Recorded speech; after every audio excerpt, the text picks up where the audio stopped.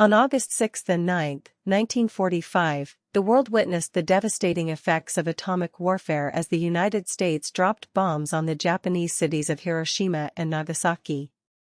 The bombings, which killed an estimated 150,000 to 246,000 people, most of whom were civilians, remain the first and only uses of nuclear weapons in an armed conflict. One man, however, survived both bombings, and his story is a testament to the resilience of the human spirit. In the final year of World War II, the Allies were preparing for a costly invasion of the Japanese mainland. The war in Europe had concluded with Germany's surrender on May 8, 1945, and the Allies had turned their attention to the Pacific War. The Manhattan Project, a secret research and development project, had produced two types of atomic bombs, Little Boy and Fat Man. The 509th Composite Group of the U.S. Army Air Forces was trained and equipped with the specialized silver plate version of the Boeing B-29 Superfortress, and deployed to Tinian in the Mariana Islands. On July 26, 1945, the Allies issued the Potsdam Declaration, which called for the unconditional surrender of the Imperial Japanese Armed Forces. The alternative, the declaration stated, was prompt and utter destruction. The Japanese government, however, ignored the ultimatum, and the Allies began to make plans for the use of the atomic bombs. The targets were chosen because they were large urban areas that also held significant military facilities. On August 6, 1945, a Little Boy bomb was dropped on Hiroshima, killing an estimated 70,000 to 80,000 people immediately. The bomb, which was dropped from a B-29 Superfortress, exploded with a force equivalent to 15,000 tons of TNT. The blast and heat from the bomb destroyed nearly 90% of the city, leaving thousands of people injured and homeless. The survivors, including the man who would survive both bombings, were left to pick up the pieces and try to make sense of the devastation. In the days and weeks following the bombing of Hiroshima, the city was in chaos. The survivors were struggling to come to terms with the scale of the destruction, and the medical facilities were overwhelmed with the injured. The man who would survive both bombings was among those who were injured, but he managed to escape the city and make his way to Nagasaki, where he would soon face another devastating bombing. On August 9, 1945, a Fat Man bomb was dropped on Nagasaki, killing an estimated 39,000 to 80,000 people immediately. The bomb, which was dropped from a B-29 Superfortress, exploded with a force equivalent to 21,000 tons of TNT. The blast and heat from the bomb destroyed nearly 40% of the city, leaving thousands of people injured and homeless. The man who had survived the bombing of Hiroshima was among those who were injured in the bombing of Nagasaki. The man who survived both bombings, known as Tsutomu Yamaguchi, was a 29-year-old engineer who was on a business trip to Hiroshima when the bomb was dropped. He suffered serious injuries, including burns and radiation sickness, but managed to escape the city and make his way to Nagasaki, where he was reunited with his family. Just 3 days later, he was injured again in the bombing of Nagasaki. Despite his injuries, Yamaguchi survived and went on to become a vocal advocate for nuclear disarmament. The atomic bombings of Hiroshima and Nagasaki had a profound impact on the survivors, who suffered from a range of long-term health effects, including cancer, radiation sickness, and mental health problems. The bombings also had a significant impact on the environment, with the radiation from the bombs contaminating the air, water, and soil. The effects of the bombings can still be seen today, with many survivors and their families continuing to suffer from the aftermath. The atomic bombings of Hiroshima and Nagasaki remain a highly debated topic, with some arguing that they were necessary to bring an end to the war, while others argue that they were unnecessary and constituted a war crime. The bombings have also been the subject of much controversy, with some arguing that they were a demonstration of the devastating power of nuclear weapons, while others argue that they were a reckless and inhumane act. The atomic bombings of Hiroshima and Nagasaki have had a lasting impact on world history, with the bombings serving as a reminder of the devastating power of nuclear weapons. The bombings have also led to a renewed focus on nuclear disarmament, with many countries working to reduce their nuclear arsenals and prevent the spread of nuclear weapons. The legacy of the bombings can be seen in the many memorials and museums that have been built to commemorate the victims, as well as in the ongoing efforts to promote peace and nuclear disarmament. The atomic bombings of Hiroshima and Nagasaki continue to have an impact on the world today, with many survivors and their families still suffering from the aftermath. The bombings have also led to a renewed focus on nuclear safety and security, with many countries working to prevent the spread of nuclear weapons and to reduce the risk of nuclear accidents. The ongoing impact of the bombings can be seen in the many efforts to promote nuclear disarmament and to prevent the use of nuclear weapons in the future. The atomic bombings of Hiroshima and Nagasaki serve as a lasting reminder of the devastating power of nuclear weapons and the importance of promoting peace and nuclear disarmament.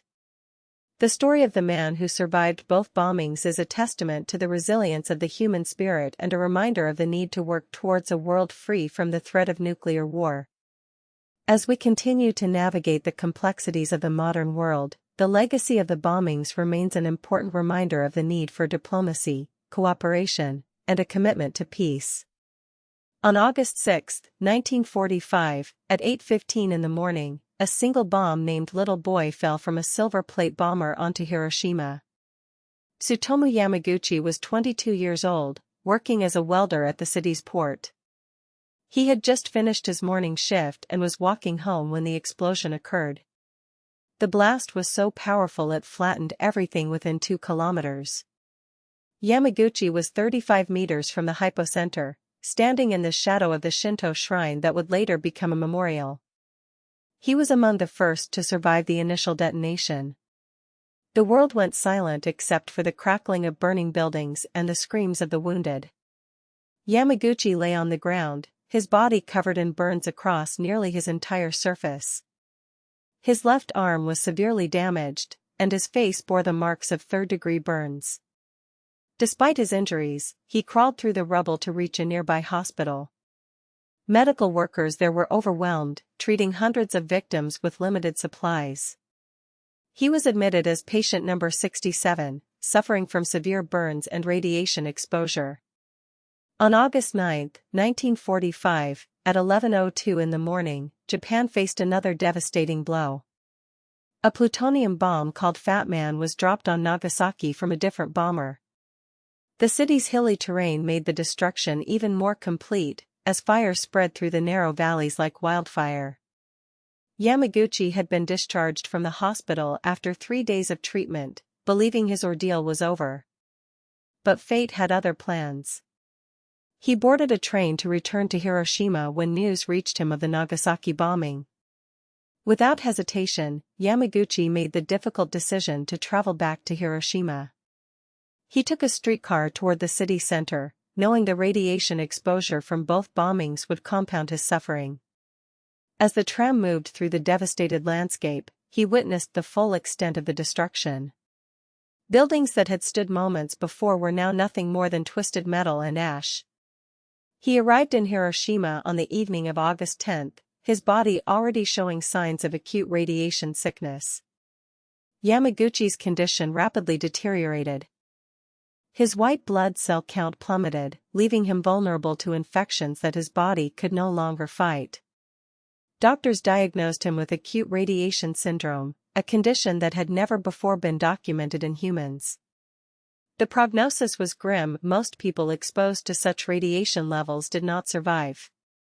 He spent weeks in a makeshift hospital ward, receiving constant medical attention while his body struggled to heal from both the burns and the invisible radiation damage. As months passed, Yamaguchi's body began to show remarkable resilience. His burns healed, though they left permanent scars across his face and arms. He recovered sufficiently to return to his family in early 1946, though he would never work as a welder again. The physical scars were matched by psychological trauma that would haunt him for decades. He often wondered how he had been given a second chance at life when so many others had perished in those 2 terrible days. In 1955, Yamaguchi made a decision that would define the rest of his life.